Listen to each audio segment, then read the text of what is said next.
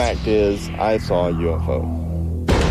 This time on Unexplained Mysteries, real people, real UFOs. We'll hear stories from ordinary people who have encountered actual UFOs. It had like Egyptian writing, like backwards writing on it. The residents of a small town in Pennsylvania who witnessed an unbelievable sight. No wings, there was no tail section, there was no motors, there was no windows, there was no doors. It was big enough for a grown person to stand up in. Our data files will shock you with true accounts like the unexplained lights above a small Idaho community. At the top of those trees over there was a bright light shining. And the UFOs observed over a peaceful country town. All of a sudden, these objects started coming up out of the treetops. The close encounter of a chopper and a UFO. We were almost involved in a mid-air collision. The frightened witness who was chased by a hostile craft. And this object made a right-hand turn. And by this point, I was getting really scared. The remarkable reports of actual physical evidence of unidentified flying objects. I noticed that on the back of the vehicle, it had something that was covered by a tarp. The irrefutable accounts of military personnel who witnessed UFOs while on duty. The light tracked at a high speed and came to a stop, altered direction. The disturbing case of one man who was threatened if he went public with what he saw. All these guys coming in telling me that if I don't keep my mouth shut, they're going to throw me in jail. And we'll give you the final evaluation with our UnEx report here on Unexplained Mysteries, Real People, Real UFOs.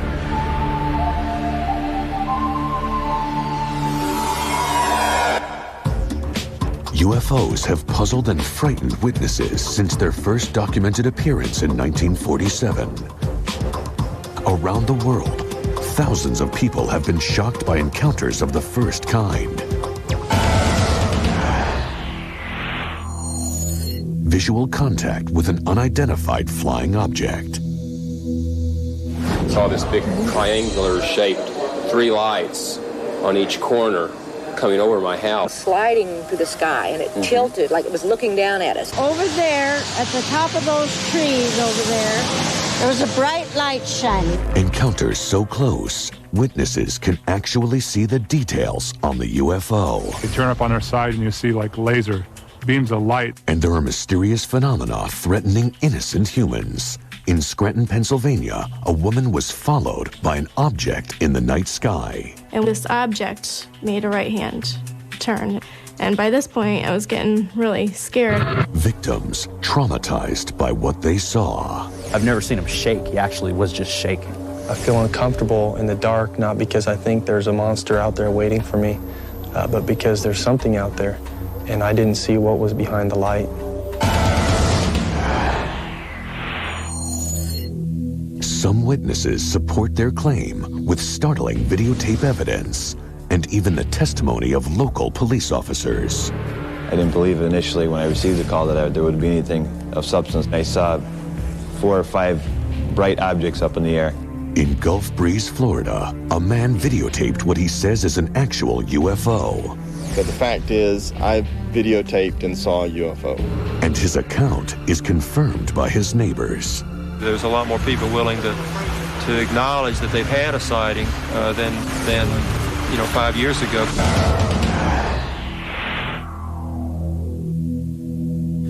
Kecksburg, Pennsylvania, a quiet town like thousands of other American towns. After some townspeople saw a UFO, the town would forever split into those who saw it and those who don't believe them. I happened to look up in the sky and I seen this red fireball. It sure wasn't a meteor, because I've seen them fall before. I never seen any of them with blue lights on. And it looked like it made a turn and come back again. And when it come back, it seemed like it went down. What these townsfolk saw will astound you. I got my flashlight and I started down through the woods up to where it was at. There was no wings, there was no tail section, there was no motors, there was no windows, there was no doors. It was big enough for a grown person to stand up in. It had like Egyptian writing, like backwards writing on it. Stars and circles and dashes and lines and things like that. It looked like an acorn. It was really weird. And then it got weirder. Wasn't too much longer. Down through the woods come two gentlemen. The one gentleman, very ramrod straight, very authoritative voice, crew-cut hair. I mean, he just reeked of military. He looked at the object and looked at us. He says, all right, this is now a restricted area. Means we're all ordered out of here. The flatbed went down and empty, and they come back out with something on the back of it covered up about the size of a Volkswagen. What really happened that night? Some townsfolk say nothing happened at all. Are they lying?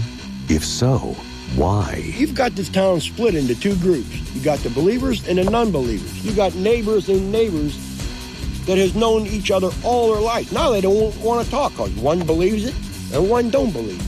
Experts believe that some of the people of Kecksburg are participating in a hoax. Virtually all of the accounts can be explained by people having looked toward and seeing the Ontario meteor. I don't know how some people can say that nothing ever happened when there were so many people that saw things that night. Something had to happen. Freedom of Information Act states there was 212 military personnel here that night. But why are some people so sure that nothing at all happened that strange night? UFO researcher Stan Gordon has been investigating this case since he heard the original report. Could be that some of these people were in the wrong place at that time. They were in a position where they didn't see what was going on. The fact that there are dozens of people independent of each other who don't even know each other yet, who have given us detailed information about what they experienced and saw that night. And they're giving us confirming information that has not been published yet. There is no hard evidence or debris from the crash, so Gordon's research is limited to relying on people to tell the truth. As in so many of these cases, you have to go by the eyewitness accounts. And in this case, the eyewitness accounts are very, very strong. If we had the physical hardware, the mystery would be over. Soon after the Kecksburg incident, Clifford Stone saw a strange delivery at Lockland Air Force Base in Ashfield, Ohio. Kecksburg is only 200 miles away. I noticed that on the back of the vehicle, it had something that was covered by a tarp. It was about 10 to 12 foot at the base, 12 foot tall. It looked like a chocolate drop. When my friend told me that every question I ever had about UFOs was under that canvas, I was mystified. Do these residents of a small town know the truth?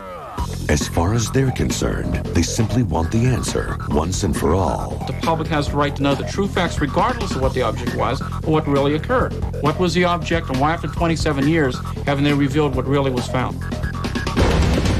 Who or what is behind the UFO phenomenon?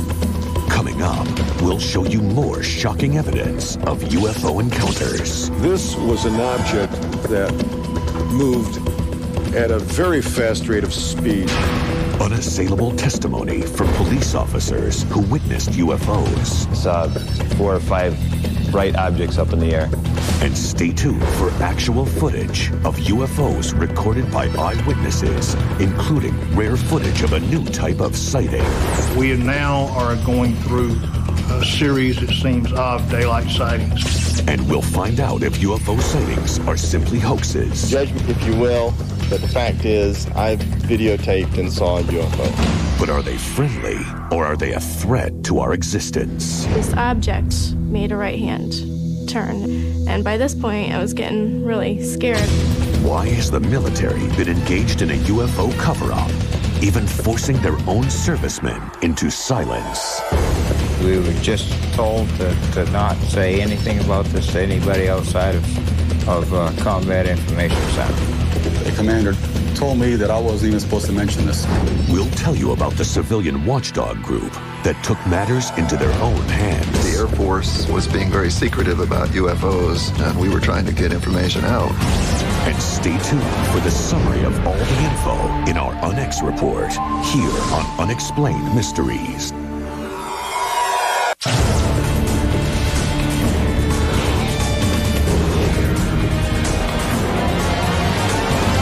Unexplained Mysteries, real people real UFOs. Skeptics say that UFO eyewitnesses are not credible. But what if the witness is a policeman trained to observe and to tell the truth?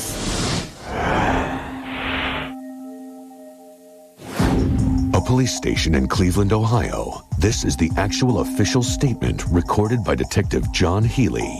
I have with me in my office at the present time Detective John Healy. Healy's going to describe in his own way of an incident that had occurred last night. Okay, we left Port Columbus Airport at about 10:30 last night. It had a steady red light on its nose. It was cigar-shaped and had a green light shining down out of the aft end. Detective Healy flew in a routine training exercise the previous night. Over the town of Mansfield, Ohio, the men encountered a UFO. We were almost involved in a mid-air collision. I noticed a red light, but I thought it would be the port wing of another aircraft. We saw it kept coming at us. It didn't have any wings. It didn't have any windows, as you would see on a conventional aircraft. The other crewmen saw the UFO and documented the incident in an official military report. But Healy insists on coming forward to talk publicly about this life-threatening event. This object moved at a very fast rate of speed.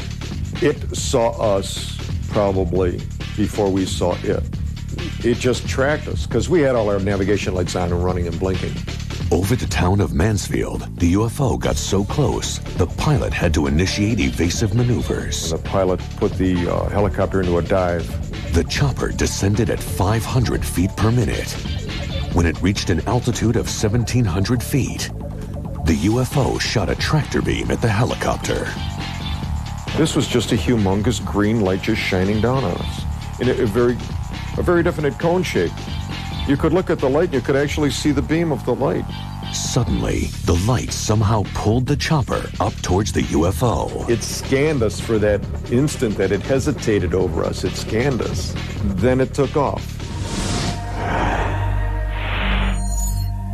After the object went off to the west, the helicopter pilot noted that although he had been in a descent and his controls were in the configuration for a descent, the helicopter had actually risen to 3,800 feet. The object was under continual observation for 5 minutes, perhaps even more. Further confirmation of the UFO incident came from two people on the ground, Irma DeLong and her son Charles. The kids kept hollering. They wanted to stop. They wanted to stop. She finally stopped the car, and I jumped out. I remember the whole top of the sky was lit up a dull fluorescent green. To be honest, it scared me. I was scared at that time. But it didn't sink in that it was still really something, a UFO. This brought together two groups of witnesses. It established the exact location of the event. We were able to compute the flight path of the helicopter. J. Allen Hynek, the director of CUFOS, the Center for UFO Studies, interviewed the crewmen at length. Their drawings of the UFO were strikingly similar. More disturbing was their sense that the UFO intended to destroy them.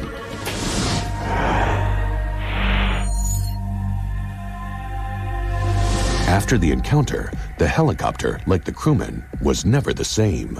The aircraft number was 15444. That was the aircraft we were in that night. She was never any good after that. The radios would never work right. Navigation instruments, nothing. What caused that damage? Some said it was simply a meteor. Well, there's no way this could have been a meteor. It lasted for 5 minutes. No meteor takes 5 minutes to cross the sky from horizon to horizon. Detective John Healy and several witnesses saw a flying saucer. Its purpose, perhaps deadly, is still unexplained.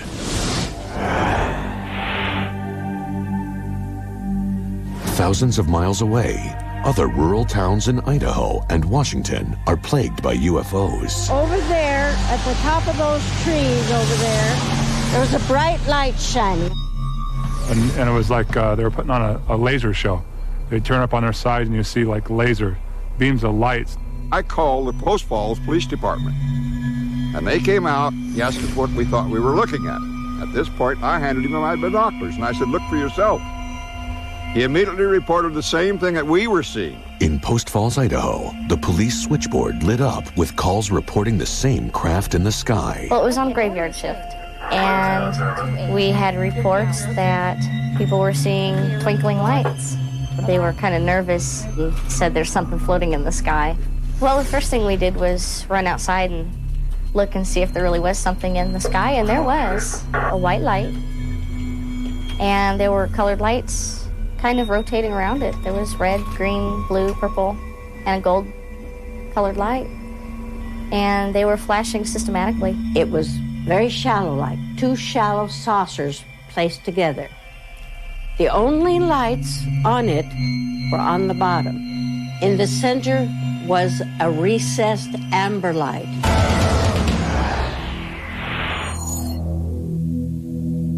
A Post Falls local shot this compelling videotape.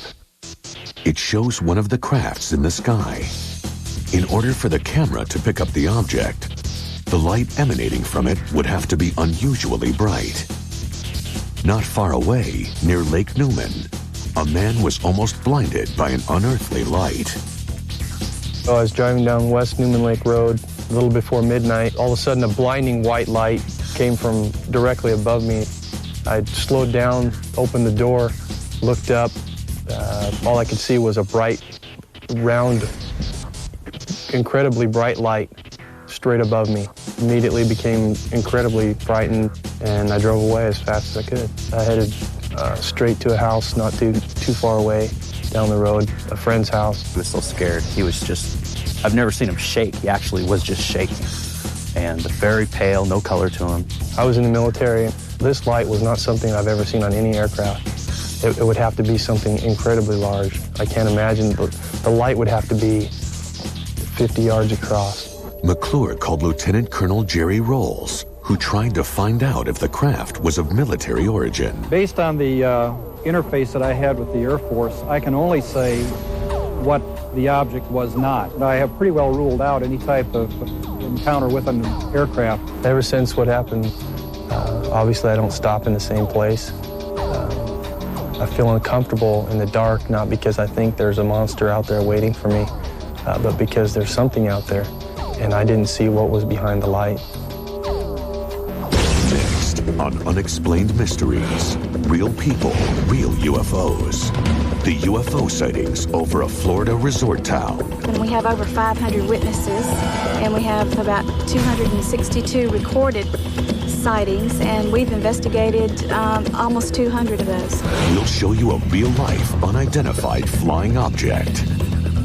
But the fact is, I've videotaped and saw a UFO. And the expert analysis of UFO footage that seems to verify their existence.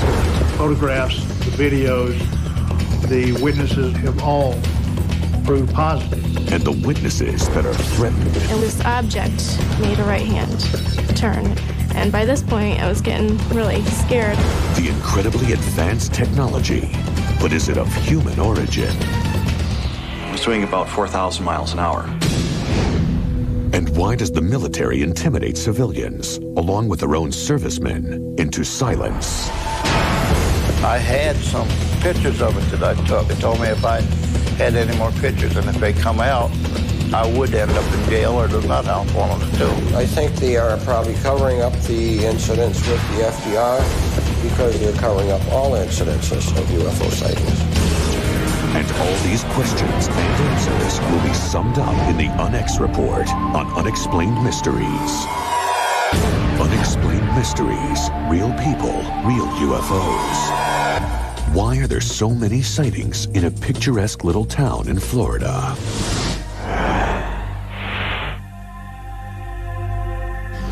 What you're looking at is extraordinary footage of something, perhaps a spacecraft, floating in the sky above the trees.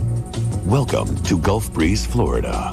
It's a beautiful resort town on the Gulf Coast, otherwise unremarkable. And we have over 500 witnesses, and we have about 262 recorded sightings, and we've investigated almost 200 of those. A group of concerned Gulf Breeze residents are carrying out the investigations. Most of them belong to MUFON, the Mutual UFO Network, determined to get to the bottom of UFO mysteries. We call the military. We're told, no, we did not have anything in the area at the time that you had your sighting.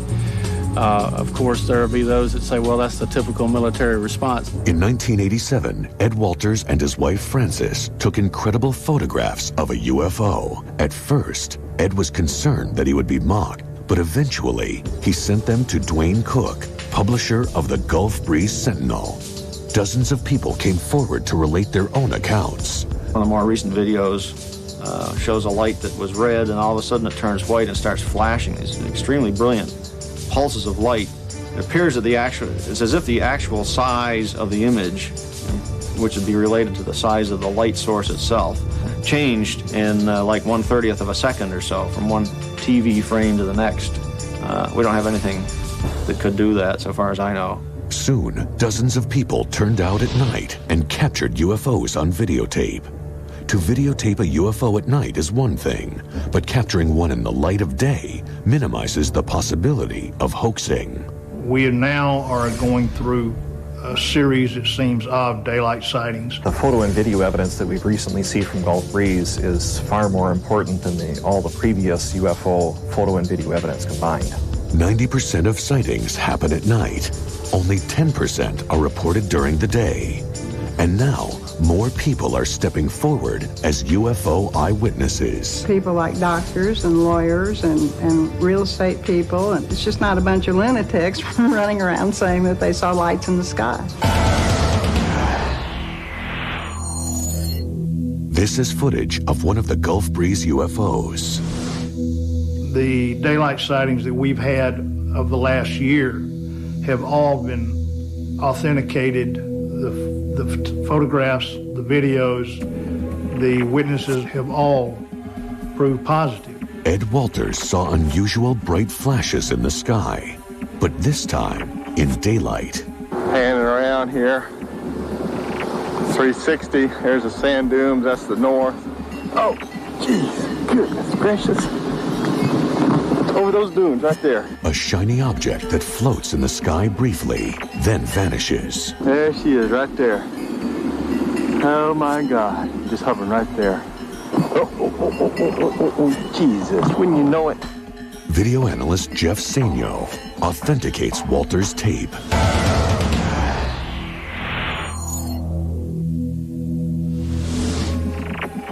Notice particularly when he sees the object, how the oscilloscope shows that the camera was indeed bounced around. You'll see a lot of video disturbance there, which is typical of a raw video of a camera that's been bounced around. That eliminates editing as a possibility for creating this thing. Walters also took this photo of what he claims is a fighter jet's near collision with a UFO.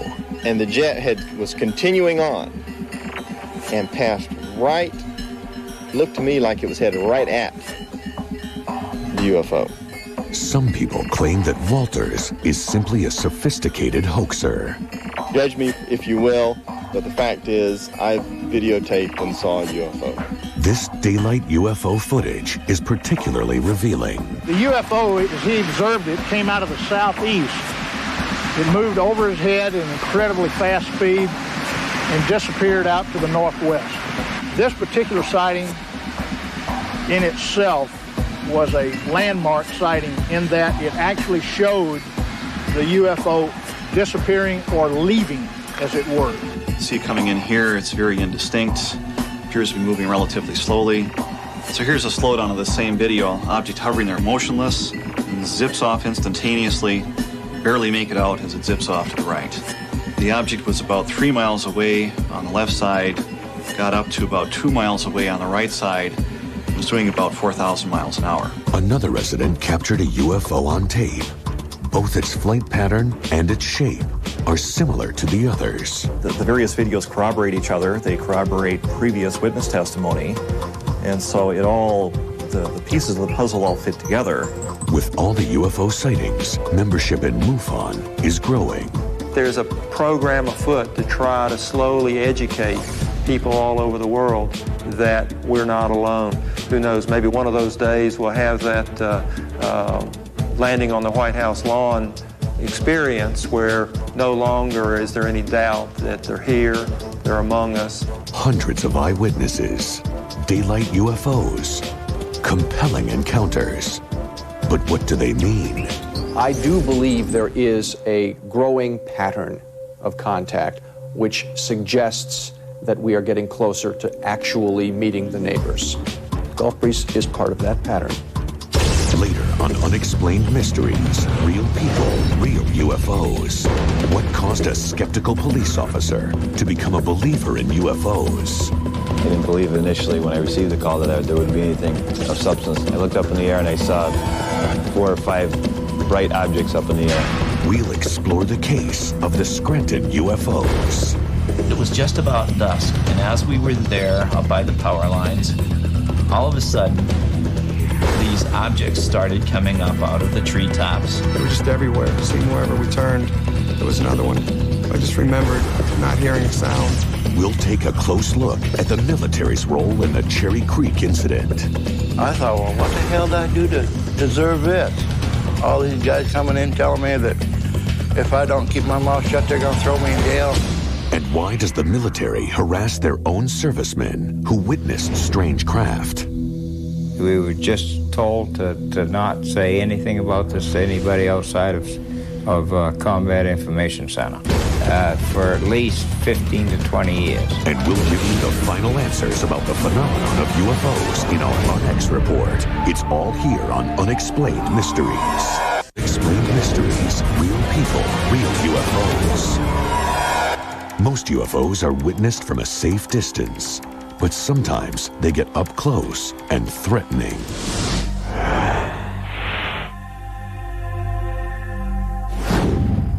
Scranton, Pennsylvania. Christy Stiers was driving home one night, alone. I at first thought it was another car, but I looked out towards the back of me and I noticed there was no car in back of me, and I was adjusting the mirror and I noticed an object in the sky. It was flying behind my car, and I kept watching it in my rearview mirror, and eventually it went over to where I could see it looking out the window. It kept following me driving down the road, and then I made a right-hand turn, and this object made a right-hand turn, and by this point I was getting really scared. She drove into the driveway, ran up to the front door, came flying in the house, and said something was following her, and then when she told me it was above her car, I didn't know what she was talking about. When the lights returned to the Stiers' home months later, Nadia's husband Gary shot this amazing UFO footage. It was a feeling of great excitement because these things were happening right before your eyes. You didn't know really what these lights were, what was happening. Gary called 911 to tell the police about what he saw. And within a matter of minutes, Officer Callie arrived along with 3 state policemen. And as I taped, they stood alongside of me with their handheld radios in my front yard. I didn't believe initially when I received the call that there would be anything of substance that I would see. Immediately upon exiting my police vehicle, I looked up in the air and I saw 4 or 5 bright objects up in the air. The police department called the local airport to see if there was anything on their radar. We looked out the window over towards where he was talking about, and sure enough, there were some lights out there. But nothing showed up on the radar screen. I felt that there was possibly a problem with the radar system. Shortly thereafter, he contacted me back and said that they checked it again, and there's nothing up there. A few nights later, Gary Stiers encountered more lights in the night. It was just about dusk, and as we were there up by the power lines, all of a sudden, these objects started coming up out of the treetops. They were just everywhere. It seemed wherever we turned, there was another one. I just remembered not hearing a sound. As always, there were those who did not believe that anyone saw a UFO. All I know is that we taped some unusual lights and objects in the sky. The night of January 8th did happen, and I wasn't the only person that saw these things. And all I can say about the tape is that it speaks for itself.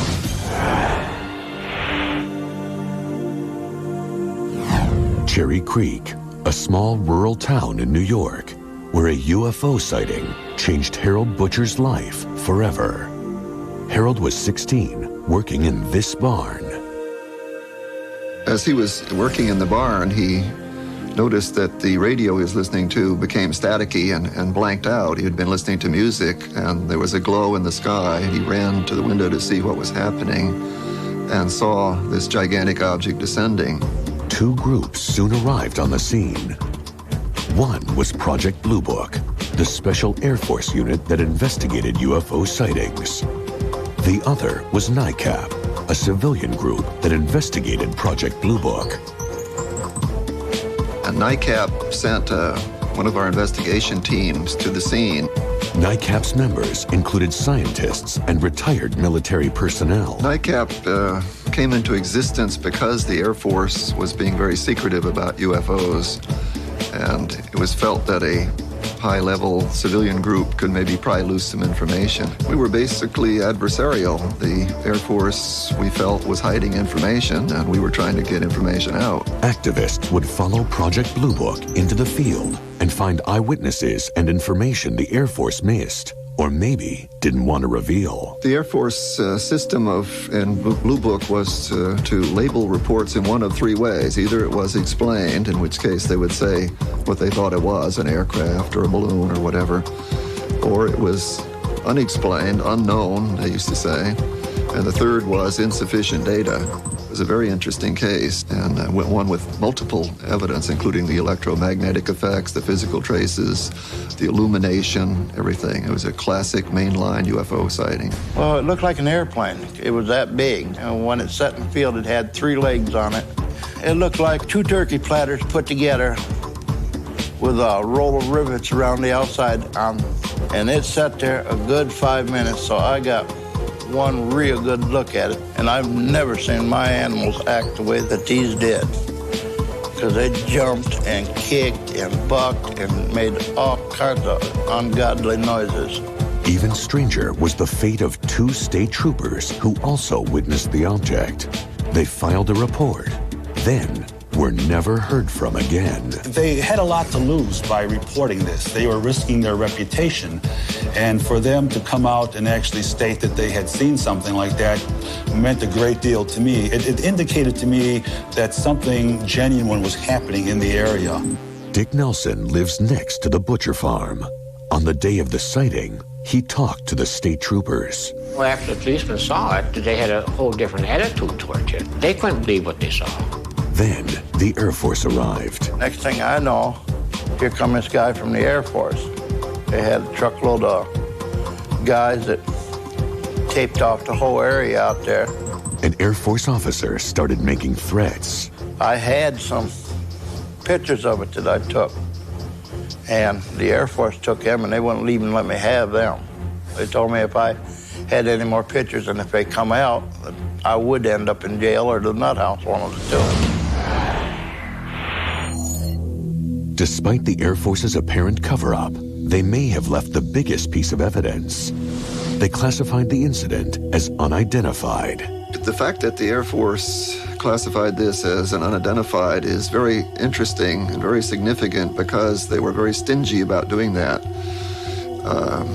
Ordinarily, they would be very happy if they could label a sighting and get rid of it. If it was, even if it was stretching the truth, they would try to explain it as an aircraft or a balloon or strobe lights or something, a meteor. But the Air Force seemed to do all they could to suppress the truth. I thought, well, what the hell did I do to deserve this? All these guys coming in telling me that if I don't keep my mouth shut, they're going to throw me in jail. Coming up, who or what caused the unidentified object seen by crewmen on the USS FDR? My friends called me to come outside, and we observed a bright light quite high in the sky. And all of a sudden, a fireball dropped between the upper ship to the lower ship. Did the military hide the reports of those UFO sightings? I think they are probably covering up the incidents with the FDR because they're covering up all incidences of UFO sightings. And we'll wrap it all up for you with our UnEx report on Unexplained Mysteries, Real People, Real UFOs. Unexplained. Unexplained mysteries, real people, real UFOs. Many reports of UFOs occur near military air bases.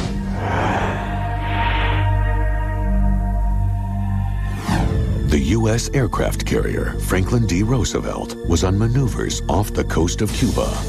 Suddenly, a brilliant object appeared. I saw a bright light, and forward of the bow, on the right-hand side, which would be the starboard side. So I followed these guys up to the flight deck, and we were watching this little object, like a light, that was following our ship.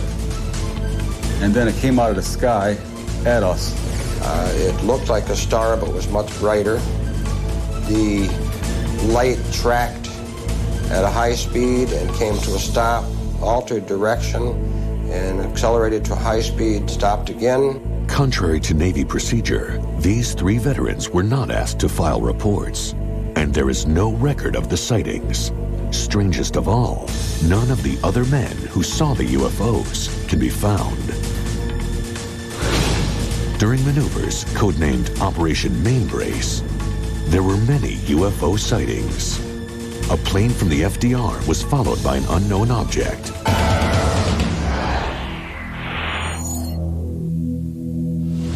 Photographs taken by a news reporter provide compelling evidence. He shot a series of photos before it suddenly took off at an extremely high rate of speed. We knew that it couldn't be an airplane because an airplane could not start and stop. The rate of speed was too high, too fast for a helicopter.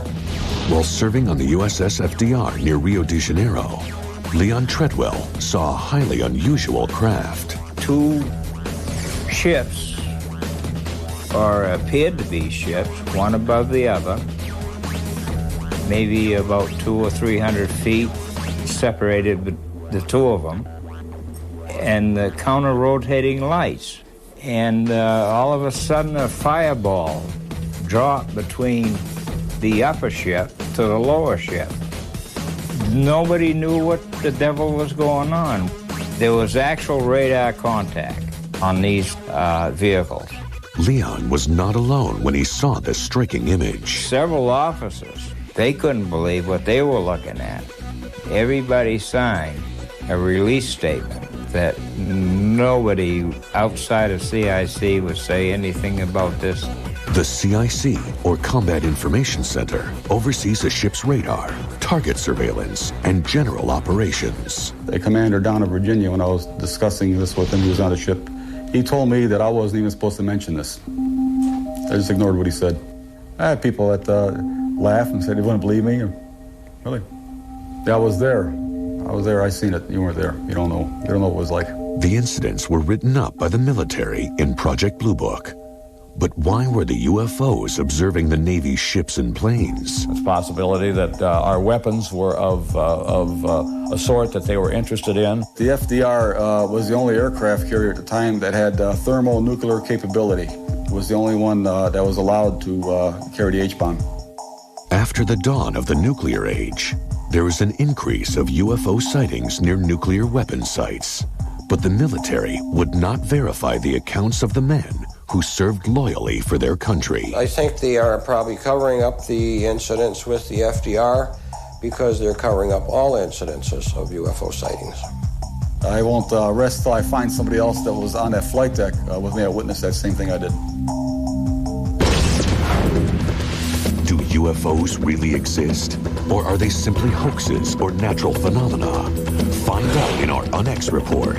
The rare daytime sightings, the woman chased by a mysterious spacecraft, and the policeman's near-deadly encounter. All that and more coming up in our UnEx report. It's time for the UnEx report. UFOs, do they exist? And I saw this big triangular shaped 3 lights on each corner coming over my house. Just like it was sliding through the sky, and it tilted like it was looking down at it. You got the believers and the non-believers. The believers think that UFOs are alien spacecraft. Compelling evidence supports their beliefs. My friend told me that every question I ever had about UFOs under that canvas, I was mystified. The fact that there are dozens of people independent of each other who don't even know each other yet who have given us detailed information about what the experiences saw that night. It didn't have any wings. It didn't have any windows, as you would see on a conventional aircraft. But are UFO reports created by hoaxers? Judge me if you will, but the fact is, I've videotaped and saw a UFO. Skeptics maintain several theories that explain UFOs are not alien. They're not even spacecraft. Virtually all of the accounts can be explained by people having looked toward and seeing the Ontario meteor. But if UFOs are not alien spacecraft, why does the military seem to cover up their existence? They told me if I had any more pictures and if they come out, I would end up in jail or the nut house, one of the two. He looked object and he looked at us. He says, all right, this is now a restricted area. Unions are all ordered out of here. What about these real people who've seen unidentified flying objects? I feel uncomfortable in the dark, not because I think there's a monster out there waiting for me, but because there's something out there, and I didn't see what was behind the light. Immediately upon exiting my police vehicle, I looked up in the air and I saw 4 or 5 bright objects up in the air. The people in the community who have said that they've seen UFOs are people like doctors and lawyers and real estate people, and it's just not a bunch of lunatics running around saying that they saw lights in the sky. UFOs exist. People have witnessed unidentified objects in the Earth's skies. But what exactly are they? We may never know. For now, they must remain an unexplained mystery. Who knows, maybe one of those days we'll have that landing on the White House lawn experience. I know what I saw, and I'm not going to deny it.